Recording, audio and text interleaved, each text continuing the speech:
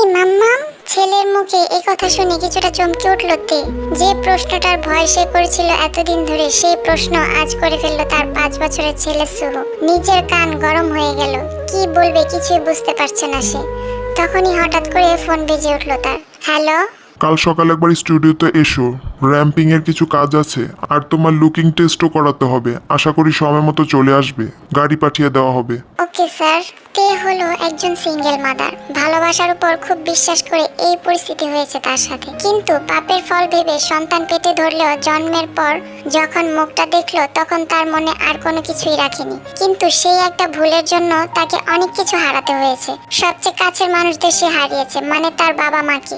সময়ের সাথে সবটাই আপনাদের কাছে পরিষ্কার হয়ে যাবে। আপাতত গল্পে ফেরা যাক। মায়ের কাছ থেকে কোনো উত্তর না পেয়ে সুহু আবার জিজ্ঞেস করলো, বলো না আমার পাপার নাম কি?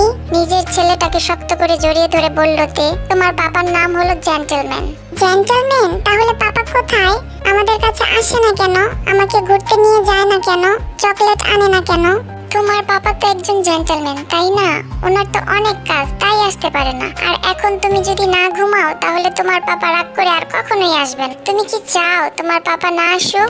না, আমি চাই পাপা আসুক আর আমরা একসাথে থাকি, তুমি, আমি আর পাপা। তাহলে এখন ঘুমাও। সুহু আর কোনো কথা না বলে চোখ বুজে শুয়ে পড়লো। সুহুর মাথায় হাত বুলিয়ে দিতে দিতে তে মনে মনে ভাবতে লাগলো, কতদিন এভাবে সে মিথ্যে বলে যাবে। আজকে সে পাপার নাম জানতে চেয়েছে, কাল পাপাকে দেখতে চাইবে, তখন কি করবে সে?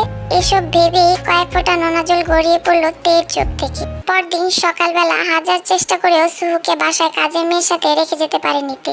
তাই বাধ্য হয়ে সাথে নিয়ে যেতে হলো। সুহুকে দেখতে পেয়ে ম্যানেজার বলেন, তোমাকে বলেছিলাম ওকে রেখে আসতে। তোমার শো আছে আজকে, ভালো করে প্রস্তুতি না নিলে ভালোভাবে র্যাম্প করতে পারবে না। আপনাকে চিন্তা করতে হবে না, আমি ঠিকই সবকিছু ঠিকভাবে হ্যান্ডেল করে নেব। তে সুহুর হাত ধরে স্টেজের মাঝে চলে গেল। চিপসের প্যাকেটটা হাতে ধরিয়ে দিয়ে স্টেজে র্যাম্প প্র্যাকটিস করছিল তে ও তার সাথে মডেলগুলো। হঠাৎ করে সুহু যেন কোথা থেকে এসে স্টেজে দৌড়াদৌড়ি শুরু করে দেয়, আর একজন মডেলের সাথে ধাক্কা খেয়ে মডেল স্টেজে পড়ে যায়। হিল পরে থাকায় পায়ে একটু ব্যথাও পায় সে। ম্যানেজার সাহেব রেগে থেকে বলে, তোমাকে আগেই বলেছিলাম ওকে নিয়ে এসো না। আমি আগে থেকেই জানতাম ও আসলে এমন কিছু একটাই হবে। এখন যদি পা ঠিক না হয় তাহলে সন্ধ্যায় শো এর কি হবে? তোমরা সত্যি যত সব। তে সুহুর হাত চেপে ধরে বাহিরে নিয়ে যায়। সুহু তার হাতে যথেষ্ট ব্যথা পাচ্ছে, কিন্তু তে এতটাই রেগে আছে যে তার এসব বিষয়ে কোনো ধ্যানই নেই। সে সুহুকে সামনে দাঁড় করিয়ে ধমক দিয়ে বলে, তোমাকে আমি বলেছিলাম না দৌড়াদৌড়ি না করতে, তাহলে কেন তুমি এমন করলে? আই এম সরি মাম্মাম। একদম চুপ, তুমি আর কোনো কথাই বলবে না। চুপচাপ এখানে বসে থাকো, যতক্ষণ পর্যন্ত না আমার কাজ শেষ হচ্ছে তুমি এখানেই বসে থাকবে। এক পাও নড়বে না তুমি এখান থেকে। তে সুহুকে বকা দিয়ে ভিতরে চলে যায়। সুহু গাল ফুলিয়ে চুপচাপ পাশে থাকা বেঞ্চটাতে বসে পড়ে।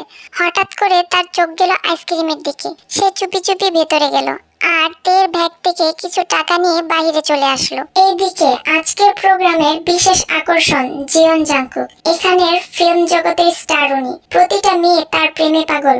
ওর প্রতিটা ছবি এতটাই হিট হয় যে প্রতি বছর বেস্ট অভিনেতা থেকে শুরু করে পপুলার অভিনেতা হিসেবে সেই পুরস্কারটা নেয়। তারই গাড়ি এসে থামলো স্টুডিওর বাহিরে। সন্ধ্যায় ফাংশন থাকলেও নিজের মাইন্ড ঠিক করার জন্য সকালেই চলে এসেছেন তিনি। দুপাশে গার্ড। জিয়ন জাংকুক ভিতরে ঢুকছিল, তখনই সুহু এসে তার সাথে ধাক্কা খায়। সুহুর হাতের আইসক্রিম জাংকুকের ব্লেজার নষ্ট করে দেয়। তার গার্ড কিছুটা রেগে এসে বলে, ওই পুচকা, চোখে দেখতে পাস না? দিলি তো স্যারের ব্লেজারটা নষ্ট করে।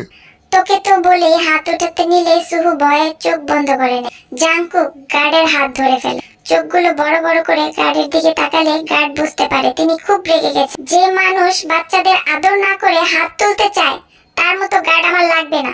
আজকে থেকে তুমি তোমার বাসায় রেস্ট নাও। কিন্তু sir. Just shut up. Jungkook রেগে ধমক দিতেই গার্ড তার কিছুই না বলে পিছনে চলে গেল। জাংকুক চোখ বুজে একটা শ্বাস ফেললো, তারপর চোখ খুলে সুহুর সামনে ঝুঁকে বসলো। সুহু কাঁদো কাঁদো ফেস বানিয়ে কানে ধরে বলল, সরি আঙ্কেল, আমি বুঝতে পারিনি। আসলে আমি আইসক্রিম খাচ্ছিলাম আর হাঁটছিলাম তো তাই। আহারে, কানে ধরতে হবে না, শুধু একটা কথা মাথায় রাখবে, খাবার কখনো হেঁটে হেঁটে খায় না, এক জায়গায় বসে খাবা, কেমন? জাংকুক সুহুর মাথায় হাত বুলিয়ে দিল আর গার্ডকে ইশারা করলো কিছু চকলেট আর আইসক্রিম এনে দিতে। তে র্যাম্প করছিল, তখনই একটা স্টাফ এসে বলল, তোমার ছেলে কি একটাবার শান্ত হয়ে বসতে পারে না? চিফ গেস্ট আসতে না আসতেই তোমার ছেলে ঝামেলা বাঁধিয়ে দিল। কি করেছে সুহু? কি করেছে নিজেই গিয়ে নিজের চোখে দেখে আসো। তে নিজের ওড়নাটা নিয়ে এক দৌড়ে বাইরে চলে গেল। জাংকুক সুহুকে চকলেট দিয়ে জিজ্ঞেস করলো, তোমার সাথে কেউ আসেনি? এসেছে তো, আমার মাম্মাম এসেছে। কোথায় তোমার মাম্মাম? আমাকে নিয়ে চলো তো। এভাবে একা কি করে বাচ্চাকে ছেড়ে দেয় আমাকে জানতে হবে। জাংকুক সুহুকে কোলে তুলে নিল। তে বাহিরে এসে এটা দেখে যেন থমকে গেল, গলা যেন তার শুকিয়ে যাচ্ছে। এটা সে কি দেখছে? এতদিন যার থেকে সরে সরে থেকেছে, সুহুকে দেখতে দেয়নি, আজকে সেই উনি সুহুকে কোলে নিয়ে আছে। তে নিজের মুখটা ভালো করে ওড়না দিয়ে ঢেকে নিল। তারপর তে জাংকুকের সামনে গিয়ে দাঁড়ালো। জাংকুক ওর দিকে তাকালে নিজের চোখ সরিয়ে নিয়ে হিন্দিতে বলল, মেরি বেটা কো মেরে পাস দো। তারপর জাংকুক বলল, এটা আপনার ছেলে? আপনার কি মানসিকতা বলতে কিছু আছে? এভাবে একটা বাচ্চা ছেলেকে কি করে একা ছেড়ে দিন আমি তো বুঝতে পারছি না। এখন যদি একটা কিছু হয়ে যেত তাহলে কি করতেন? সারা জীবন আফসোস করতে থাকতেন। জাংকুক একদমই কথাগুলো বলছিল। তে ছল ছল চোখে তার দিকে তাকিয়ে আছে। এই ক্যারিংটা যদি 5 বছর আগে থাকতো তাহলে এমন পরিস্থিতি হতো না। তে কিছু না বলে সুহুকে কোলে নিতে নিলে সুহু বলে, না আমি আপনাকে চিনি না, আপনার মুখ না দেখালে আমি যাব না। মাম্মাম বলেছে তাদের সাথে যেতে যাদেরকে আমি চিনি। আমি আপনাকে চিনি না, আমি যাব না আপনার সাথে। সুহু জিদ মত করো, আ যাও মেরে পাস। তারপর জাংকুক বলল, ও বলছে না আপনাকে চিনে না, তাহলে আমি কি করে আপনাকে ওকে নিতে দেই? এটা কি রিস্কি নয়? তে এবার নিজের মুখ খুলে জাংকুককে বলল, কোনটা রিস্কি আর কোনটা রিস্কি না সেটা আপনাকে ভাবতে হবে না। সুহু চলো। জাংকুকের কোল থেকে সুহুকে নিয়ে নিল তে। জাংকুক যেন স্তব্ধ হয়ে গেল। সে কাকে দেখতে পাচ্ছে? জাংকুক আর তে দুজনই দুজনের দিকে তাকিয়ে আছে। 5 বছর পর ওদের আজকে দেখা। তে চোখ সরিয়ে নিয়ে সুহুকে বলল, সুহু তোমাকে না বলেছি অপরিচিত কেউ কিছু দিলে নিবে না? তাহলে এসব কি? ফেলো বলছি, ফেলো। সুহু ফেলতে চাচ্ছিল না, কিন্তু তের ধমকে ভয় পেয়ে ফেলে দেয়। জাংকুক একবার তের দিকে দেখলো, আরেকবার চকলেটের দিকে। তে সুহুর হাত ধরে টেনে টেনে ভিতরে নিয়ে গেল। জাংকুক সেদিকে অপলক ভাবে তাকিয়ে আছে। সুহু পিছন ফিরে জাংকুককে ইশারা করে স্মাইল দেখায়। জাংকুকও একটু মুচকি হাসি দেয়। জাংকুক বারিন্দায় দাঁড়িয়ে আছে আর ভাবছে, তাহলে কি এই সুহুই সেই বাচ্চা যে বাচ্চার জন্য তাদের সম্পর্কের ইতি টানতে হয়েছিল? তার মানে সেদিন তের বলা কথাগুলো সত্যি ছিল। আমাকে তের সাথে কথা বলতেই হবে, কিন্তু কোন মুখ নিয়ে আমি ওর সামনে যাব? কি বলবো আমি ওকে? আর ও কি আমার কথা শুনবে? না, যাই হয়ে যাক না কেন ওর সাথে আমি কথা বলবোই, একবারের জন্য হলেও বলবো। তে জানতো না এখানে জাংকুক আসবে। যদি সে জানতো তাহলে কখনোই সে সুহুকে এখানে নিয়ে আসতো না, আর সে নিজেও এখানে শো করতে আসতো না। তে সুহুকে নিয়ে তাড়াতাড়ি করে স্টুডিও থেকে বেরিয়ে পড়লো। জাংকুক তার পিএকে রুমে ডাকলো। রুমে আসার পর বলল, সুহুকে আমার রুমে পাঠানোর ব্যবস্থা করো। কিন্তু স্যার আমি যা করতে বলেছি তাই করো, উল্টো কোনো কথা বলতে বলিনি। জাংকুক রেগে কফির মগ নিচে ফেলে দিয়ে কথাটা বলল। পিএ ভয়ে আর কিছু না বলে চুপচাপ বেরিয়ে গেল। এদিকে তে বাসায় এসে সুহুকে বকাঝকা করছে, তুমি কি একটা জায়গায় চুপচাপ বসে থাকতে পারো না? সবসময় তোমাকে ছোটাছুটি দৌড়াদৌড়ি কেন করতে হবে? আজকে তোমার জন্য যদি ওদের শোতে কোনো সমস্যা হতো? মাম্মা আমি কোনো কিছু ইচ্ছে করে করিনি। তুমি প্রতিটা ভুল করার পর বলো আমি ইচ্ছে করে করিনি। সুহু ভুল মানুষের হয় কিন্তু প্রতিবার না। আজকে তুমি ওই লোকটার ব্লেজার নোংরা করে দিয়েছো। যদি উনি রেগে যেতেন? উনি রাগেননি তো, উনি উল্টা আমাকে আদর করেছেন, আমাকে আরো চকলেট কিনে দিয়েছেন, কিন্তু তুমি সেগুলো আনতে দাওনি। সুহু তুমি ওনার সাথে মিশবে না, আমি যেন আর কখনো ওনার সাথে না দেখি। আর আজকে সন্ধ্যায় তুমি বাসায় থাকবে। মাম্মা আর একটা কথাও আমি শুনতে চাচ্ছি না। সুহু তে ধমক দিয়ে কথাটা বললে সুহু ভয়ে কান্না করতে করতে বিছানায় উপর হয়ে শুয়ে পড়লো। জাংকুকের পিয়ে জিসু সুহুকে কোনো জায়গায় খুঁজে না পেয়ে ফিরে আসে। নক করে জাংকুকের রুমে ঢুকতেই জাংকুক জিজ্ঞাসা করে, সুহু কোথায়? সরি স্যার, ওকে আমি কোথাও খুঁজে পাইনি। স্টুডিওতে তন্ন তন্ন করে খুঁজেছি কিন্তু কোথাও দেখতে পাইনি। আর তে আই মিন সুহুর মা? সরি স্যার, ওনাকেও আমি কোথাও পাইনি। কোনো একটা কাজ যদি তোমরা ঠিকমতো করতে পারো, যত সব। জাংকুক কেন রাগ দেখালো তা বুঝতে পারলো না জিসু। জাংকুক নিজেও বুঝতে পারছে না তার কেন এত রাগ। জাংকুক নিজেও যখন সুহুকে খুঁজে পেল না তখন স্টুডিও ম্যানেজারের কাছে গেল। জাংকুককে দেখতে পেয়ে উনি বললেন, আরে স্যার আপনি বাহিরে কেন আসতে গেলেন? কোনো দরকার হলে কাউকে ডেকে দিলেই পারতেন। It's okay. আচ্ছা আমার সাথে যে বাচ্চা ছেলেটা ধাক্কা লেগেছিল তাকে কোথাও দেখছি না। ওর নাম সুহু, খুব দুষ্ট একটা ছেলে। যতদিন স্টুডিওতে আসে ততদিনই কোনো না কোনো ঝামেলা করবেই। ওর মা তো ওকে একা একা সামলাতে পারে না। আমরা ওকে না করি সুহুকে নিয়ে আসতে, তবুও কেন যে নিয়ে আসে। আচ্ছা স্যার, আমরা ওকে আনতে নিষেধ করে দিব কড়া ভাবে। না না, এর কোনো দরকার নেই। আপনি বরং সুহুকে আমার রুমে পাঠিয়ে দিবেন। খুব ভালো লেগেছে ওকে, আমার রুমে পাঠিয়ে দিন, আমি অপেক্ষা করছি। কিন্তু স্যার, সুহু তো তার মায়ের সাথে চলে গেছে। জাঙ্কুক নিজের কথাটা বলে চলে যেতে নিলে ম্যানেজারের কথা শুনে থমকে দাঁড়ায়। সে পিছে ফিরে জিজ্ঞেস করে, চলে গেছে মানে? লুক টেস্ট আর র্যাম্পের সব কাজ হয়ে যাওয়ায় চলে গেছে। আবার কখন আসবে? ফ্যাশন শুরু হওয়ার আগে চলে আসবে। যেত না, কিন্তু একা আর কত কি সামলাবে? একদিকে এই কাজ, অন্যদিকে একা নিজের ছেলেকে নিয়ে সংসার। জাঙ্কুক ম্যানেজারের কথা শুনে অবাক হয়। সে জিজ্ঞেস করে, একা ছেলেকে নিয়ে সংসার মানে? She is a single mother. সুহুর বাবার পরিচয় আমরা কেউ জানি না। হাজারবার চেষ্টা করেও আমরা কেউ তার সম্পর্কে কিছু জানতে পারিনি। শুধু এতটুকুই জানি, সুহু তার ছেলে, আর সে তাকে নিয়ে একাই থাকে। ম্যানেজারের কথা শেষ হতেই ওনার ফোন বেজে ওঠে। তাকিয়ে দেখে তে কল করেছে। কল ধরে বলে, হ্যাঁ তে বলো। সরি, আজকের ফাংশন করতে পারবো না। হোয়াট? তোমার মাথা খারাপ হয়ে গেছে? আজকে সন্ধ্যায় ফাংশন আর তুমি আজকে না করছো? সরি স্যার, আসলে সুহুর অনেক শরীর খারাপ, ওকে রেখে আসা আমার পক্ষে সম্ভব হবে না। আপনি অন্য কাউকে সিলেক্ট করে নিন। দেখো তে, একবার ভেবে দেখো এটা তোমার ক্যারিয়ারের জন্য কতটা লাকি হবে, আর তুমি সেই সুযোগ হাতছাড়া করতে চাচ্ছ। আমার কাছে আমার ছেলে থেকে বড় আর কিছু না। এই শো তোমাকে করতেই হবে, নয়তো আমি আইনি ব্যবস্থা নিতে বাধ্য হব। ভালোই ভালোই আসলে ভালো, নয়তো তের কথা শেষ করার সুযোগ না দিয়ে ফোন কেটে দিল। কল কেটে দেবার পরপরই জাঙ্কুক ম্যানেজারকে জিজ্ঞাসা করলো, কি বললো তে? সুহুর নাকি শরীর খারাপ, সে এই শো করতে পারবে না। ওনার অ্যাড্রেস আছে আপনার কাছে? আছে। জাঙ্কুক ভালো করেই জানে তে নিজের ইচ্ছেতে এই শো করতে চাচ্ছে না, কিন্তু এবার এটাও ভাবছে সত্যি সত্যি সুহুর শরীর খারাপ হলে। তাই সে ম্যানেজারের থেকে অ্যাড্রেস নিয়ে রওনা হলো তের বাসার উদ্দেশ্যে। সুহু ফ্লোরে বসে খেলছিল। তে সোফায় বসে এক ধ্যানে তার দিকে তাকিয়ে আছে। হঠাৎ করে কলিং বেল বেজে উঠলো। এমন সময় কে আসবে বুঝতে পারলো না তে। ওড়না নিয়ে দরজা খুলতেই দেখে জাঙ্কুক দাঁড়িয়ে আছে। সাথে সাথে দরজা লাগিয়ে দিতে চাইলে জাঙ্কুক আটকে ফেলে। তে চোখ বড় বড় করে বলে, কেন এসেছেন এখানে? কি দরকার? তে, আমি তোমার সাথে কিছু কথা বলতে চাই, কিন্তু আমি আপনার কোনো কথা শুনতে চাই না। প্লিজ চলে যান। সুহু দেখলে সমস্যা হবে, আর তাছাড়া বাড়িওয়ালা দেখলে আরো বেশি সমস্যা হবে। সুহু আমার ছেলে, ও দেখলে সমস্যা হবে কেন? তে জাঙ্কুকের সামনে আঙ্গুল তুলে রাগে চোখ রাঙিয়ে চিৎকার করে বলে, খবরদার খবরদার, যদি কখনো এই কথা অন্য কারো সামনে বলেন তো। সুহুর কোনো বাবা নেই, আমি একমাত্র মা ওর, আর কেউ নেই ওর। চিৎকার করলেই সব সত্য ঘুচে যাবে না?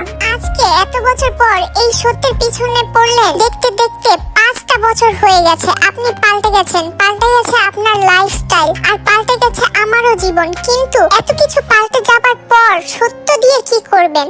আমার অনেক বড় ভুল হয়ে গেছে তে। মাম্মাম, কে এসেছে? পেছন থেকে সুহু এসে প্রশ্ন করতেই তার চোখ পড়ে সামনে সকালের ওই আঙ্কেলটা দাঁড়িয়ে আছে। জাঙ্কুক আর সুহুর চোখাচোখি হলেই জাঙ্কুক মিষ্টি করে একটা হাসি দেয়। তে সুহুকে বলে, তুমি ভিতরে গিয়ে খেলা করো, আমি আসছি। সুহু তার মাম্মামের কথায় পাত্তা না দিয়ে জাঙ্কুককে বলে, চকলেট আঙ্কেল আপনি? জাঙ্কুক সুহুর দিকে যেতে নিলে তে বলে, অপরিচিত মানুষকে ঘরে যেতে দেয় না। আর সুহু, তুমি রুমে যাও। একটু ধমক দিয়ে কথাটা বললে সুহুর মুখ চুপসে রুমে চলে যায়। জাঙ্কুক তেকে বলল, এভাবে না ধমকালেও পারতে। আমার ছেলে, আমি কি করব কি করব না তা আমি বুঝবো, আপনি না। এখন যদি আপনি না যান তাহলে আমি গার্ডকে ডাকতে বাধ্য হব। তার কোনো দরকার নেই, কিন্তু হ্যাঁ, আজকে যদি ফাংশনে না আসো তাহলে তোমার জন্য আমি ওদের অনেক বড় ক্ষতি করে দিব, যার জন্য তারপর ওরা তোমাকে দায়ী করবে। তার ফল কি হবে তারাই ভালো বুঝবে। আশা করি বুঝতে পারছো। কথাটা বলে চশমা চোখে লাগিয়ে চলে যায়। তে ওর যাওয়ার দিকে একবার তাকিয়ে দরজা লাগিয়ে দেয়। নিজের রুমে এসে ধপ করে বসে পড়ে তে। মাথায় হাত দিয়ে নীরবে চোখের পানি ফেলতে লাগে। আজকে এতদিন পর ভালোবাসার মানুষ তাকে কাছে পেয়ে আপন করে নিতে পারেন। ওই দিনের গল্পটা অন্যরকম হলেও হয়তো আজকে ওরা একসাথে থাকতো। চমক ভাবে আয়োজন করা হয়েছে ফাংশনটা। আস্তে আস্তে সমস্ত গেস্ট আসতে শুরু করেছে। জাঙ্কুক বারান্দায় দাঁড়িয়ে সিগারেট টানছিল। তখনই পেছন থেকে কেউ একজন ওর কাঁধে হাত রাখে। পেছনে ফিরে যাকে দেখে সে তাকে স্বপ্নেও কল্পনা করতে পারেনি। সে সিগারেটের ধোঁয়া ছেড়ে জিজ্ঞেস করে, লিসা, তুমি এখানে কি করছো? কেন আসতে পারি না বুঝি? আমি তো বলিনি, আসার আগে কোনো কল কল করনি, জানাওনি তুমি আসছো, তাই আর কি। আসলে ভেবেছিলাম তোমাকে সারপ্রাইজ দিব, তাই কিছু জানাইনি। তারপর বলো কেমন দিলাম সারপ্রাইজ? ভালো। জাঙ্কুক শুকনো ভাবে উত্তর দিলে আবারও আকাশের দিকে তাকিয়ে সিগারেট টানতে থাকে। লিসা জাঙ্কুকের পাশে দাঁড়িয়ে জিজ্ঞেস করে, কি হয়েছে? এমন শুকনো লাগছে কেন তোমার মুখ? না তেমন কিছু হয়নি। তেমন কিছু না হলেও যা হয়েছে তাই বলো। আসলে লিসা হয়েছে কি, তে কোথায় তে? দেখা হয়েছে, কথা হয়েছে? না, আমার সাথে কথা বলতে চায় না। জানো ও আমার বাচ্চাটাকে নষ্ট করেনি, একা এই বাচ্চাটাকে বড় করেছে। ছেলে বাচ্চা, সুহু নাম তার। কোথায় ও? আমি কথা বলবো ওর সাথে। তুমি কি কথা বলবে? আছে কিছু কথা, তুমি আমাকে ওর কাছে নিয়ে যাও। জাঙ্কুক মাথা নেড়ে হাত থেকে সিগারেটটা ফেলে দিয়ে লিসাকে নিয়ে বাহিরে আসলো। কে বাধ্য হয়ে আজকে ফাংশনে আসলো। সে চায়নি তার জন্য ওদের কোনো ক্ষতি হোক। সে মেকআপ রুমে বসেছিল, তার মেকআপ করানো হচ্ছে। সুহো তার পাশে বসে ফোনে গেম খেলছে। হঠাৎ করে লিসা এসে তার পাশে বসলো। তে একবার তার দিকে তাকিয়ে আবার চোখ বন্ধ করে ফেললো। তে লিসাকে চিনে না। লিসা সুহোকে চকলেট এগিয়ে দিয়ে বলল, নাও বাবা। মাম্মাম বলেছে অপরিচিত কারো কাছ থেকে কিছু নিতে না। সুহোর কথা শুনে লিসা তের দিকে তাকালো। সে জিজ্ঞেস করলো, তুমি তে? কিন্তু তুমি কে? তুমি বাহিরে যাও, আমরা কথা বলবো। কথা শেষ হলে ডেকে দিব তোমাকে। লিসা মেকআপ আর্টিস্টকে কথাটা বললে উনি বাহিরে চলে যায়। কিছু বুঝতে পারছে না। লিসা বলল, তে আমি জানি তোমার আর জাঙ্কুকের মাঝে কি ছিল, আর জানি বললেই আজকে তোমার সাথে আমি দেখা করতে নিজ থেকে এখানে এসেছি। কে আপনি, আর আমাকে এসব কথা কেন বলছেন? আমি কে তা পরে জানতে পারবে, তার আগে কেন বলছি কারণ আমি চাই তুমি আর জাঙ্কুক আবার এক হয়ে যাও। অসম্ভব, এটা হতে পারে না।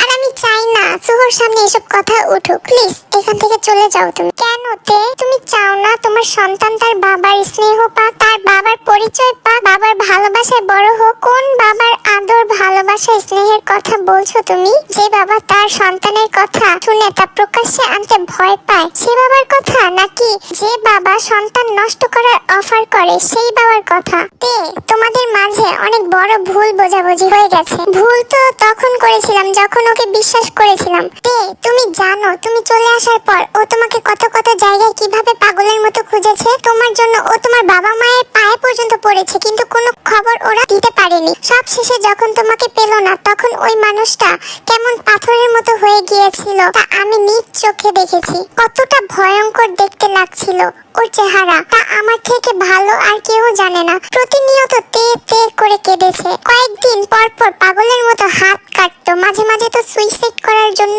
উঠে পড়ে লেগেছিল। ও যদি আমাকে এতটাই ভালোবাসতো তাহলে সেদিন বাচ্চার কথাটা শুনে এত ভয় কেন পেয়েছিল? কেন বলেছিল বাচ্চাটা নষ্ট করে ফেলতে?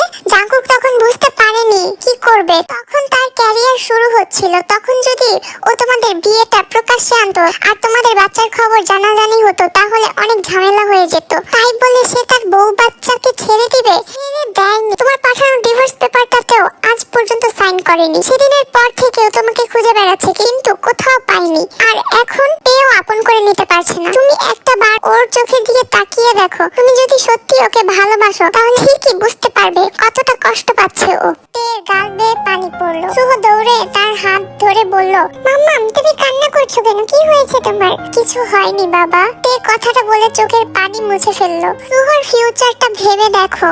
জাঙ্কুক কিন্তু এখনো ঠিক আগের মতো করেই তোমাকে ভালোবাসে, ঠিক আগের মতো করেই তোমাকে তার পাশে চায়। কোথায় এখন ও? ছাদে তোমার জন্য অপেক্ষা করছে। তে সুহর দিকে তাকালো। লিসা বলে, তুমি যাও, আমি সুহুকে দেখছি। তে আর এক মুহূর্ত না দাঁড়িয়ে দৌড়ে ছাদে চলে গেল। পেছন থেকে জাঙ্কুককে জড়িয়ে ধরলো। তে কান্না করছে। জাঙ্কুক ওর দিকে ফিরিয়ে তেকে জড়িয়ে ধরলো। তে কান্না করতে করতে বলল, কেন আগে খুঁজে পেলে না? তুমি কেন পালিয়ে এলে? আমি তোমাকে পাগলের মতো খুঁজেছি কিন্তু কোথাও পাইনি। এখন খুঁজে পেয়েছি, আর কখনো হারাতে দিব না। এভাবেই সারা জীবন পাশে থেকো। আজকেই তোমাকে আর সুহুকে আমাদের আসল পরিচয় দিব সবার সামনে। 6 বছর আগের বিয়ের সম্পর্ক আজকে সামনে আনবো। আই লাভ ইউ তে। I love you too. Jungkook, Lisa জাঙ্কুকের নাম ধরে ডেকে সুহোকে নিয়ে ওদের কাছে গেল। জাঙ্কুক টেকে ছেড়ে দিয়ে লিসাকে জড়িয়ে ধরে বলল, তোমাকে কিভাবে ধন্যবাদ জানাবো আমি তা জানি না, কিন্তু তুমি আজকে যা করলে তা আমি কখনোই ভুলবো না। নিজের হবু স্বামীকে তার প্রাক্তনের সাথে মিলিয়ে দিতে তুমি আজকে যা করছো তা সত্যি ইতিহাসে লিখে রাখার মতো। জাঙ্কুকের কথা শুনে তে চমকে ওঠে। জাঙ্কুক এসব কি বলছে? তার মানে লিসা আর জাঙ্কুকের এনগেজমেন্ট হয়েছিল? লিসা বলল, আমাদের বিয়েটা পারিবারিকভাবে ঠিক হলেও আমরা খুব ভালো বন্ধু ছিলাম। বন্ধুত্ব নিভানোটাই আগে কর্তব্য হিসেবে যায়। আর একজন ভালো বন্ধু যেমন জানে তার বন্ধু কি হলে সবচেয়ে বেশি খুশি হয়, আর আমিও জানি তুমি ঠিক কতটা ভালোবাসো তেকে। একটা ভুল বোঝাবুঝির জন্য তোমার ভালোবাসা কষ্ট পাক আমি তা চাই না। আর তাছাড়া তোমাদের মাঝখানে আমার বিয়ে হলে আমি কখনোই সুখী হতে পারতাম না। জাঙ্কুক আমাকে কখনোই ভালোবাসতে পারতো না আমি জানি, তাই নিজের জীবনটাকেও নষ্ট হতে দিতে পারি না। আমি অপেক্ষা করব আমার লাইফে যেন জাঙ্কুকের মতো কেউ একজন আসে, জাঙ্কুকের মতো করে যেন ভালোবাসে। তুমি আমার জন্য নিজের বিয়ে ভেঙে দিলে। সারা জীবন কষ্টে থাকার চেয়ে একবার কষ্ট পাওয়া অনেক ভালো। জাঙ্কুক, এইবার এই রিংটা ওকে পরিয়ে দাও। লিসা নিজের হাত থেকে রিংটা খুলে জাঙ্কুকে দিয়ে দিল। এই রিংটা তাদের এনগেজমেন্টের। জাঙ্কুক রিংটা নিয়ে তেকে পরিয়ে দিল। তারপর সুহোকে কোলে নিলে সুহ বলে, কি করছো চকলেট আঙ্কেল? আম্মু বকা দিবে তো। আমি তোমার চকলেট আঙ্কেল না, আমি তোমার চকলেট পাপা। না, তুমি আমার পাপা হবে কেন? আমার পাপা তো জেন্টলম্যান। লিসা বলল, উনি তোমার পাপা জেন্টলম্যান। সুহ চোখ বড় করে তের দিকে তাকালে তে চোখে হ্যাঁ সূচক উত্তর দিল। সুহ খুব শক্ত করে জাঙ্কুকের গলা জড়িয়ে ধরল।